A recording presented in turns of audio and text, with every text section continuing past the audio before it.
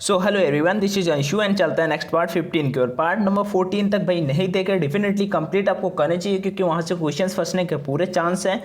तो इसका पीडीएफ आप मेरे टेलीग्राम चैनल ऑनलाइन एजुकेशन से डाउनलोड कर लेना। कोई डाउट हो तो डेफिनेटली कमेंट सेक्शन में आज कर लेना। चलते हैं, अपना स्कोर बताना मत भूलना कि भाई कितना स्कोर आ रहा है, बिकॉज एग्जाम के लिए 20 डेज बचे हुए हैं। ठीक है, तो अपना स्कोर जरूर बताया करो कि भाई इतना स्कोर रहा। चलो क्वेश्चन नंबर फर्स्ट की ओर बढ़ते हैं। आपको बता दे चलना है, अगर चाहो तो 25 क्वेश्चन के भी आंसर कर सकते हो, अदरवाइज अब वीडियो देखो और फिर टोटल का आंसर कर देना कमेंट। सो चलते हैं, क्वेश्चन नंबर फर्स्ट क्या है, ऑरेस्टेड निम्न में से किसकी इकाई है। यहाँ पे एक मतलब दिया हुआ है, ऑरेस्टेड निम्न में से किसकी इकाई है। अब देखो ये तो भाई लर्न करने वाला क्वेश्चन ही है, तो इसे लर्न करना पड़ेगा। जहाँ पे कॉन्सेप्ट बन रहा होगा उसे कॉन्सेप्ट को डिस्कस करेंगे। चुंबकीय तीव्रता की इकाई, अच्छा एक ऑरेस्टेड बराबर एक गॉस के होता है, और एक गॉस बराबर कितना होता है, एक गॉस बराबर होता है 10⁻⁴ टेस्ला के। एक गॉस बराबर 10⁻⁴ टेस्ला के। एक ऑरेस्टेड बराबर एक गॉस का, और एक गॉस बराबर 10⁻⁴ टेस्ला के। अगला क्वेश्चन नंबर सेकंड क्या है, लंबाई को निम्न में से किसके द्वारा मापा नहीं जा सकता। देखो फर्मी के द्वारा मापा जा सकता है, माइक्रोन के द्वारा मापा जा सकता है, और लाइट ईयर के द्वारा भी मापा जा सकता है, बट डेबाई के द्वारा नहीं मापा जा सकता है। डेबाई होता क्या है, तो देखो जो डेबाई होता है एक सीजीएस यूनिट होता है इलेक्ट्रिक डाइपोल मोमेंट का। सो इसका right answer option number B हो जाएगा। नेक्स्ट क्वेश्चन नंबर थर्ड की ओर बढ़ते हैं। क्वेश्चन नंबर थर्ड पे पास्कल सेकेंड के आयाम विमी हैं, तो फोर्स के, एनर्जी के, प्रेशर के, या कोफिशिएंट ऑफ विस्कोसिटी सांद्रता के गुणांक के। सिंपल बात है, मतलब पूछ रहा है जो पास्कल सेकंड है उसका वीमा किसके इक्वल होता है। सो यहाँ पे देखो इसका राइट आंसर आपको ऑप्शन नंबर डी हो जाएगा। कैसे, सांद्रता के गुणांक के। कैसे, आपको सांद्रता का गुणांक का मतलब इसकी वीमा पता है क्या होती है, ml-1 t-1 क्या होती है, ml-1 t-1, जबकि वहाँ पे पास्कल सेकेंड दिया हुआ है। पास्कल मतलब कि प्रेशर और सेकेंड मतलब टाइम। प्रेशर का कैसे निकालो भाई, P बराबर F/A से निकाल देना जाके। F का मतलब फोर्स होता है, तो इसका होता है mlt-2। ये भी नहीं आता तो M/A से जाके निकाल देना, और उसके बाद AL² हो जाएगा। मतलब कि क्या आ जाएगा ऊपर, ml-1 t-2, ये आपका प्रेशर का, और सेकंड मतलब कि T, मतलब कि आ जाएगा ml-1 t-1। यही तो आपका विस्कोसिटी का भी होता है। सो इस बेसिस पे अपना राइट आंसर क्वेश्चन थर्ड का ऑप्शन नंबर डी था। नेक्स्ट क्वेश्चन नंबर 4 की ओर बढ़ते हैं, और ये क्वेश्चंस नेवी एग्जाम के लिए भी बहुत इंपॉर्टेंट है भाई। जब आप कभी नेवी का एग्जाम देना तो डेफिनेटली आपको हेल्प करेंगे ये। प्रेरकत्व एल का आयामी विमीय सूत्र है। तो देखो प्रेरकत्व स्वप्रेरण होता है, आपका अन्योन्य प्रेरण होता है या प्रेरकत्व होता है, दोनों का डायमेंशन सभी का सेम ही होता है। क्या होता है डायमेंशन, तो यही होता है ml2 t-2 a-2, ml2 t-2 a-2। मैं डायमेंशन के लिए रिकमेंड करूंगा भाई जितनी ज़्यादा से ज़्यादा याद कर पाओ। वैसे इसका फार्मूला मैं आपको जरूर बता देता हूँ। जो फार्मूला होता है वो E= होता है हाफ Li², जहाँ पे L आपका प्रेरकत्व होता है, तो L= निकालो हो जाके तो आप डायमेंशन निकाल पाओगे इजिली। इसका राइट आंसर आपको ऑप्शन नंबर ए हो जाएगा। नेक्स्ट क्वेश्चन नंबर 5 की ओर बढ़ते हैं। क्वेश्चन नंबर 5 एक न्यूमेरिकल है। एक कार 40 किलोमीटर/आवर के घंटे के निरंतर वेग के साथ आधी दूरी की यात्रा करती है और शेष, अब जब कभी भी एयरफोर्स का एग्जाम देने जाओगे मैं बताऊंगा, तो पहले 5 क्वेश्चन आपको टेस्ट मतलब रिव्यू करने के लिए मिलेंगे कि आप डेमो करके देखिए। तो डेमो में ये क्वेश्चन होता है, हमेशा ये क्वेश्चन होता है भाई, लिख ले, आज कॉपी पे लिख ले, कहीं पे पक्का ये क्वेश्चन होता है। तो इस क्वेश्चन को लिख लेना और कर लेना। इसका मुझे आंसर भी वैसे पता है, मतलब ऐसे ही पता है। बार बार जब इसे करोगे ना पेपर में, तो 5 क्वेश्चन जब शुरू के 10 मिनट बैठालते हैं वो लोग, वो सब चालू करने के बाद कहेंगे 2-4-5 मिनट रुको, फिर बताएंगे जब सबमिट करना होगा अपना डिटेल्स वगैरह डालने के बाद देन। सो ये इस क्वेश्चन को करते हैं। औसत लिए क्या हो जाएगा, औसत वेग का फार्मूला 2v1v2 अपन v1 + v2, ये फार्मूला लगा देना। तो बस गुणा उड़ा कराना होता है। चलो वैल्यू पुट कर देते हैं, 2 × 40 × 60 अपन 60 + 40 100 हो जाएगा। अब जाके गुणा, ये 0 से 0 कर रहा, 6 × 24, 24 × 48, 48 राइट आंसर आ गया option number C. Next question number 6 की ओर बढ़ते हैं। 6 नंबर क्या है, A ball thrown by one player reaches the other in 2 seconds. The maximum height attained by the ball above the point of a projection will be about. ठीक है, एक खिलाड़ी द्वारा फेंकी गई गेंद 2 सेकंड में दूसरे खिलाड़ी तक पहुंच जाती है। प्रक्षेपण के बिंदु के ऊपर गेंद द्वारा प्राप्त अधिकतम ऊंचाई होगी। अब देखो अधिकतम ऊंचाई के लिए आपको फार्मूला पता होगा। अधिकतम ऊंचाई के लिए जो फार्मूला होता है वो होता है h = u² sin² θ/2g। ये फार्मूला होता है। जी का मान पता है, लेकिन u sin थीटा का मान पता है क्या, नहीं पता है, जबकि टाइम आपको पता है। कोई दिक्कत ना है, मैं यहाँ पे बताता हूँ आपको कैसे करना है। चलो बताते हैं। सो सिंपल सा है, एक खिलाड़ी द्वारा फेंकी गई गेंद, अब कैसे आप करोगे, आपने फार्मूला पढ़ा होगा जो 2u sin θ/g होता है, 2u sin θ/g होता है, वो 2 sec थीटा के इक्वल हो जाएगा। किसके हो जाएगा, 2 sec थीटा के। तो 2 से 2 यहाँ पे कैंसिल, u से u यहाँ पे कैंसिल, क्यों, u से u कहाँ के, मतलब u तो है ही नहीं। तो u sin θ बराबर कितना आ जाएगा भाई, g के। u sin θ बराबर कितना आ जाएगा, u sin theta equal to G. अब जी का मान कितना होता है, जी का मान ग्रेविटेशन कितना 10 होता है, या 9.8, बट अपने को यहाँ पे 10 रख लेना है एग्जैक्ट। तो मैंने बोला एच मैक्स का जो हाइट का फार्मूला होता है वो होता है you square sine square theta upon 2g। ठीक है, अब जाके भाई इसमें जाके वैल्यूज पुट कर दो। तो u साइन थीटा का मान कितना था, 10 निकाला था ना, तो 10 आ जाएगा, 10 का स्क्वायर बटे 2 गुणा 10। ठीक है, 2g, g का मान 10 था। अब आगे 10 का स्क्वायर कितना, 1 10 से मान लो 1 10 कैंसिल हो जाएगा, एक मतलब 10 गुणा 10 लिखोगे, 1 10 से 1 10 कैंसिल, 2 पंचे 10, मतलब कि 5 मीटर आपका राइट आंसर आ जाएगा। क्या आएगा, 5 मीटर आपका राइट आंसर आ जाना था। नेक्स्ट क्वेश्चन की ओर बढ़ते हैं, 7 की ओर। 7 नंबर क्या है, एक शरीर पर थोड़े समय के लिए अधिक बल लगाया जाता है। ओके, लगाए गए आवेग में परिवर्तन निम्न में से किसके बराबर है, एक्सेलरेशन के, एनर्जी के, वेलोसिटी के, या फिर मोमेंटम के। सो सिंपल से इसका राइट आंसर हो जाएगा आपका ऑप्शन नंबर डी, मोमेंटम के, संवेग के। आपको पता होगा if a large body means if a large force F at for short मतलब लगाया जाता है किसी मतलब शॉर्ट टाइम के लिए एट द इम्पल्स, तो क्या होगा, आई बराबर एफ की हो जाएगा। किसके हो जाएगा, आई आपका हो जाएगा किसके इक्वल, आई हो जाएगा आपका एफ के इक्वल। सो डी टी बराबर फार्मूला क्या होने वाला है, डी टी बराबर फार्मूला आपका हो जाएगा डीपी अपान dt के, मतलब जो i बराबर होगा वो dp के मीन्स चेंज इन मोमेंटम हो जाएगा। मतलब कि इस क्वेश्चन का राइट आंसर आपका ऑप्शन नंबर डी होना था, मोमेंटम के। नेक्स्ट क्वेश्चन की ओर बढ़ते हैं, क्वेश्चन नंबर 8। फिर से एक न्यूमेरिकल कि 40 किलोग्राम का द्रव्यमान एक लड़का एक स्थिर गति से एक ऊर्ध्वाधर पोल पर चढ़ रहा है। यदि उसकी हथेलियों और यहाँ पे क्या दिया हुआ है 40 किलोग्राम, ठीक है। यदि उसके हथेलियों और ध्रुवों के बीच घर्षण गुणा कितना है, जी बराबर 10 मीटर पर सेकंड स्क्वायर, तो वह पोल पर जो क्षैतिज बल लगा रहा है वह है। तो देखो बिल्कुल सिंपल सा फार्मूला होता है, आपने पढ़ा होगा F equal to mu N, या फिर आपने पढ़ा होगा F equal to M G. बस कुछ नहीं, यहाँ पे आपको ये इक्वल टू कर देना है, mu N equal to M G. तो कुछ नहीं, देखो एन बराबर क्या हो जाएगा, एम जी अपान म्यू, क्योंकि आपको एम का मान भी पता है, जी का भी मान पता होता है, और म्यू का मान सवाल में आपको दिया हुआ है। देखो जी यहाँ पे दिया हुआ, म्यू भी दिया हुआ है। तो चलो वैल्यूज जाके पुट कर देते हैं। तो म्यू बराबर एन बराबर एम जी, तो एम का मान कितना था, एम का मान कितना था, तो एम का मान था 40 इंटू जी कितना था, जी आपका 10 और अपान एन, मतलब कि म्यू जी। नेक्स्ट मतलब कि यहाँ पे ऊपर आ जाएगा 40 गुणा 10 बटे 0.8, तो इधर से दशमलव ऊपर इधर 0 बढ़ जाएगा, 8 45 और 100 पंचे 500, मतलब कि राइट आंसर आपका ऑप्शन नंबर सी। कोई दिक्कत, आई थिंक कोई भी दिक्कत नहीं था। नेक्स्ट क्वेश्चन नंबर 9 करिए, यदि किसी वो शरीर की गतिज ऊर्जा उसके प्रारंभिक मान का 4 गुना हो जाए। ये क्वेश्चन भाई बहुत बार पूछा है, ऐसा क्वेश्चन हमेशा आता है। मैं कहता हूँ इस टाइप का क्वेश्चन जरूर आपके एग्जाम पे आएगा। मतलब कि किसी वस्तु की गतिज ऊर्जा उसके प्रारंभिक मान का 4 गुना हो जाती है तो नया संवेग होगा। कोई दिक्कत नहीं, बस आपको फार्मूला पता होना चाहिए। संवेग P बराबर फार्मूला होता है 2ke, ठीक है, 2ke मतलब 2me होता है, सॉरी 2me। यहाँ पे कह रहा है कि आपको जो संवेग है वो काइनेटिक एनर्जी E का आपका 4 गुना हो जाता है। तो ये अंडर रूट के भीतर है ना, अंडर रूट के भीतर है ना, P proportional to under root के भीतर है ना ई, तो ये 4 गुना कर रहा है, तो अंडर रूट के बाहर आ जाएगी तो कितने गुना हो जाएगी, सिंपल सा है 2 गुना हो जाएगी। मतलब कि राइट आंसर आपका ऑप्शन नंबर ए ही हो जाएगा। नेक्स्ट क्वेश्चन की ओर बढ़ते हैं, क्वेश्चन नंबर 10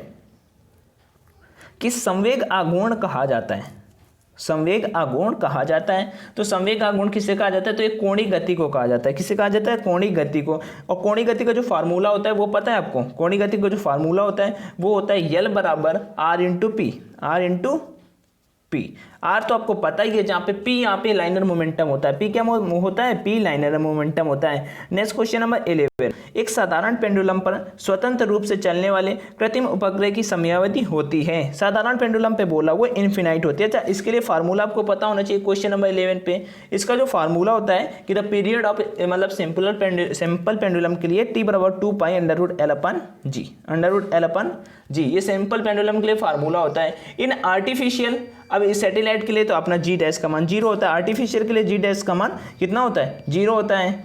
सो इसका राइट आंसर क्या हो जाएगा, इसका भी मान मीन्स जो होगा वो इन्फिनाइट हो जाएगा। नेक्स्ट क्वेश्चन नंबर 12 की ओर बढ़ते हैं।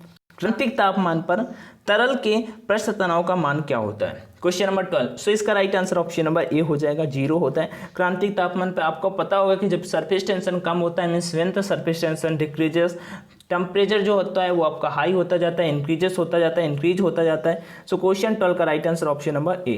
क्रांतिक तापमान पर तरल के पृष्ठ तनाव का मान जो होता है वो मतलब मान होता है 0। नेक्स्ट क्वेश्चन की ओर बढ़ते हैं, क्वेश्चन नंबर 13। क्वेश्चन नंबर 13 है, in a thermal equilibrium the average velocity of gas molecules is. ऊष्मीय संतुलन में गैस अणुओं का औसत वेग होता है। ऊष्मीय संतुलन में गैस अणुओं का औसत वेग होता है। अब देखो यहाँ पे फार्मूला ही नहीं पता तो नहीं कर पाओगे, वैसे देखते ही बता दो कि √2 के मतलब अनुपातिक होता है, √2 के अनुपातिक होता है। भाई √T ही है, थोड़ा सा रूट बन नहीं रहा था तो डबल टाइम हो गया, उसके लिए सॉरी, बट टाइपिंग में थोड़ा सा टाइम लगता है। सो डेफिनेटली शेयर कर दिया करो, 1-2 कैंडिडेट से सब्सक्राइब करा सकते हो तो कराया करो, थोड़ा सा मोटिवेशन मिलते हैं। अदरवाइज कोई बात ना, आराम से चिल मारो, अब तो हो ही, ठीक है, दूसरे को नहीं बताना। वेलोसिटी बराबर, अब अच्छा देखो इसके लिए जो फार्मूला होता है एवरेज के लिए वो क्या होता है, 8RT अपान पे पाई एम, ये तो आपको फार्मूला पता ही होगा। तो V प्रोपोर्शनल टू किसके है, V प्रोपोर्शनल टू है √T के, ये V मैक्स होता है ना, V प्रोपोर्शनल टू किसके है, √T के। सो राइट आंसर आपको ऑप्शन नंबर ए ही था और ऑप्शन से देखने का कोई नीड नहीं है। क्वेश्चन नंबर 14, ऊष्म प्रवैगिकी का पहला नियम कहलाता है, ऊष्म प्रवैगिकी का जो पहला नियम है वो कहलाता है, क्या कहलाता है, इसका मैं सीधा आपको बताता हूँ, वो ऊष्मा ऊर्जा का ही एक रूप होता है। ऊष्म प्रवैगिकी का जो नियम होता है ना, वो ऊष्मा मतलब कि ऊष्मा ऊर्जा का ही एक रूप होता है। सो राइट आंसर आपको option number D. Next question number 15 क्या है, एक कण 6 सेकंड की अवधि और 3 सेंटीमीटर के आयाम के साथ, मतलब कि यहाँ पे टाइम दिया हुआ है, और 3 सेंटीमीटर के आयाम के साथ SHM सिंपल हार्मोनिक मोशन सरल आवर्त गति कार्यान्वित करता है। सेंटीमीटर पर सेकंड में इसकी अधिकतम गति होगी, मैक्सिमम गति पूछा है। कोई डिफिकल्ट नहीं, सिंपल है, देखो करते हैं। स्पीड ऑफ साउंड के लिए फार्मूला आपको पता होगा, स्पीड ऑफ साउंड के लिए फार्मूला क्या होता है भाई, मैं बताता हूँ। V मैक्स बराबर आपका होता है AW, V मैक्स बराबर होता है A ओमेगा, सॉरी W नहीं, A ओमेगा। तो ओमेगा बराबर, अब A बराबर ओमेगा बराबर क्या होता है, 2 पाई अपन T। ए का मान यहाँ पे कितना दिया, और टी का देखो पहले 6 सेकंड और 3 सेंटीमीटर ए का मान था, तो चलो वैल्यूज पुट कर देते हैं जाके। 3 गुणा 2 पाई अपान 6 मतलब 6, 3 दूना 6 और 2 से 2 कैंसिल, मतलब कि आंसर कितना आया, केवल पाई आया। मतलब कि राइट आंसर आपका ऑप्शन नंबर बी था, यहाँ पे केवल सिंगल पाई ही भाई माना, सिंगल पाई ही है यहाँ पे, ठीक है। सो राइट आंसर आपका ऑप्शन नंबर ये। नेक्स्ट क्वेश्चन बढ़ने से पहले मैं आपको कुछ बता देता हूँ चल के। परीक्षा ऐप पे ऑनलाइन टेस्ट लगाओ, ठीक है, XY ग्रुप के लिए, X ग्रुप के लिए। भाई मैं एक बात बताता हूँ, एग्जाम आपका भाई बहुत क्लोज है और मैं सजेस्ट करूँ, आप जितना वीडियोस देख के आए हो मतलब मुझ पर बिलीव करते हो, तो मैं रिकमेंड करता हूँ भाई ये पूरा मैंने आज प्राइस देखा था 310 रुपये। मतलब पहली बार जब हम 140 रुपये देते हैं तो हमें केवल 40 टेस्ट मिलते हैं, ठीक है, और 40 टेस्ट मिलते हैं। उसके बाद जब आप एक्सप्लोर का ऑप्शन जाके बाई करोगे, एक्सप्लोर के ऑप्शन से जब कभी भी एग्जाम से पहले, तो 110 रुपये में मतलब कि टोटल 310 रुपये लगते हैं, और 310 रुपये में कितने टेस्ट मिलते हैं, 140 टेस्ट अलग अलग, जिसमें एक टेस्ट पेपर की तरह एक टेस्ट होता है, जिसमें लाख स्टूडेंट्स, 2 लाख स्टूडेंट्स भाई टेस्ट लगाते हैं। बाई करते समय कूपन कोड का ऑप्शन आएगा, तो ऑनलाइन D50 डाल देना, 50% का डिस्काउंट मिल जाएगा। और उसका नेक्स्ट थिंग मैं आपको और बताता हूँ, यहाँ पे अभी जो नवंबर स्पेशल के लिए भी यहाँ पे कुछ कराया गया है। देखो यहाँ पे नवंबर स्पेशल के लिए भी एग्जाम, नवंबर स्पेशली एयरफोर्स X ग्रुप के लिए यहाँ पे 20 टेस्ट और भी ऐड कराए गए हैं। तो इन सभी टेस्ट को जाके आपको कवर अप करना है, प्रैक्टिस ऑनलाइन करो, बिकॉज आपका एग्जाम ऑनलाइन होना है, और ऑफलाइन वालों को साइड में रख दो, क्योंकि भाई उनसे कुछ होने वाला नहीं है। बाकी आप अपना स्कोर जरूर कमेंट करके मुझे बताना कि क्या स्कोर रह रहा है, और कोई दिक्कत है तो नंबर कमेंट कर देना, मैं कॉल पे बात कर लूँगा। और परीक्षा पे टेस्ट लगाना, और बाई करते समय यहाँ पे सो जैसे ही क्लिक करोगे तो आपको कूपन कोड का ऑप्शन आएगा, कूपन कोड अपना ऑनलाइन D50 डाल देना। तो आपको जहाँ ऑनलाइन D50 डालोगे तो टेस्ट सीरीज का प्राइस 380 रुपये से, मतलब कि 280 से 140 हो जाएगा ऑनलाइन D50। और यहाँ पे अप्लाई का ऑप्शन होता है, अप्लाई कर देना, यहाँ पे देखो लिख के आ गया है। सो चलो चलते हैं, और ये नेवी एग्जाम के लिए भी होते हैं। नेक्स्ट क्वेश्चन यहाँ पे इफ क्या लिखा हुआ है, यदि समान तापमान और दबाव दाब पर दो क्रमशः डायटोमिक द्विपरमाणु गैसों के घनत्व क्रमशः D1 और D2 है, तो इन गैसों में ध्वनि के वेगों का अनुपात होगा। सिंपल है, यहाँ पे D2/D1 अंडर रूट में, यही आपका right answer option number A. आपको पता होगा एक फार्मूला मैं आपको बताता हूँ कि आपका सिग्मा मतलब कि अंडर रूट P/D पढ़ा होगा आपने, P/D बराबर होता है V1/V2 के, वो इक्वल होता है D2/D1 के, D2 अंडर रूट मतलब अंडर रूट में D2/D1 के। सो वही आपका right answer option number A हो जाएगा। नेक्स्ट क्वेश्चन की ओर बढ़ते हैं कि खाली स्थान फ्री स्पेस की विद्युत पारगम्यता का मान होता है, विद्युत पारगम्यता का मान होता है। तो देखो यहाँ पे मैं बताता हूँ, आपने एप्सिलॉन नॉट का मान सुना है, एप्सिलॉन 0, उसी का मान यहाँ पे पूछ रहा है आपसे। तो बिल्कुल सिंपल सा है, ये तो मीन्स इलेक्ट्रिक फील्ड वाले चैप्टर में है, विद्युत क्षेत्र वाले चैप्टर में, वहाँ पे आपको आपने पढ़ा होगा 1/4 पाई एप्सिलॉन नॉट या एप्सिलॉन 0 जो अपना बोलते हो तुम, ठीक है। मैंने बहुतों को सुना है, कोई एप्सिलॉन नॉट बोलता है, कोई एप्सिलॉन 0 बोलता है, ठीक है। सो देखो यहाँ पे इसका वैल्यू हो जाएगा, अब ये और ये सेम है, लेकिन राइट आपका ये होगा, क्योंकि यूनिट देखो यहाँ पे आके अपना मतलब यूनिट मात्रा कूलम स्क्वायर पर न्यूटन मीटर स्क्वायर होता है, 8.85 × 10⁻⁻12 कूलम स्क्वायर पर न्यूटन मीटर स्क्वायर। 18 आपको बताना है क्या क्वेश्चन है, 3 संधारित्र कैपेसिटर में से प्रत्येक की क्षमता 4 माइक्रोफैरड है, उन्हें आपस में किस तरह से जोड़ना है कि प्रभावी धारिता कैपेसिटी का मान 6 माइक्रोफैरड हो जाए। अब देखो यहाँ पे उन्हें समांतर में जोड़ने पर और श्रृंखला में 2 को जोड़ने और समांतर में 1 को जोड़ने पर, 2 को समांतर में और 1 को श्रृंखला में जोड़ने पर, श्रृंखला में उन सभी को जोड़ने पर क्या होगा राइट आंसर। क्वेश्चन 18 का आप सभी कमेंट में कमेंट करके बताना। नेक्स्ट क्वेश्चन नंबर 19 की ओर बढ़ते हैं और देख लो, एक बार स्क्रीनशॉट निकाल सकते हो, निकालो, कोई दिक्कत है तो बताना, मैं सॉल्यूशन कर दूंगा टेलीग्राम चैनल अंशु सिंह के नाम से जो अपना चैट ग्रुप है वहाँ पे। नेक्स्ट क्वेश्चन नंबर 19 है कि बल के चुंबकीय रेखाओं को लंबवत रूप से रखे गए इकाई क्षेत्र में गुजरने वाली बल की रेखाओं की संख्या को निम्नलिखित में से किसमें कहा जाता है। चुंबकीय प्रेरण कहा जाता है और चुंबकीय अभिवाह का घनत्व कहा जाता है। ये दोनों के दोनों सही है, मतलब कि ऑप्शन नंबर सी भी सही है, बिकॉज यहाँ पे ऊपर के सभी सही दिया हुआ है। सो राइट आंसर चुंबकीय क्षेत्र की तीव्रता, इंटेंसिटी ऑफ मैग्नेटिक फील्ड, तो ये सारी की सारी चीजें कही जाती हैं। तो अपना इस क्वेश्चन का राइट आंसर आपको ऑप्शन नंबर कौन सा था, ऑप्शन नंबर था डी। नेक्स्ट क्वेश्चन की ओर बढ़ते हैं। क्वेश्चन नंबर कौन सा होगा, क्वेश्चन नंबर 20। निम्नलिखित में कौन सा एक गैर चुंबकीय पदार्थ है। अब गैर चुंबकीय वे चीजें जो किसी को अट्रैक्ट करती हैं मैग्नेट के, मतलब मैग्नेट के द्वारा, वो मतलब मैग्नेटिक होते हैं। जो नहीं अट्रैक्ट करती, सिंपल से नॉन मैग्नेटिक होती हैं। लाइक मैं बोलता हूँ वुड हो गया और पेपर हो गया और ग्लास हो गया, ये सारी की सारी चीजें ना। आगे बढ़ते हैं तो इसका राइट आंसर क्या हो जाएगा, राइट आंसर आपका हो जाएगा ब्रास, पीतल। 20 का right answer option number D. Next बढ़ते हैं और यहाँ पे ये तीनों के तीनों भाई लौ चुंबकीय के उदाहरण भी दिए हुए हैं। नेक्स्ट बढ़ते हैं 21 नंबर। 21 न्यूमेरिकल है। एक फोटान की गति इतनी है किलोग्राम मीटर पर सेकेंड इसकी आवृत्ति होगी।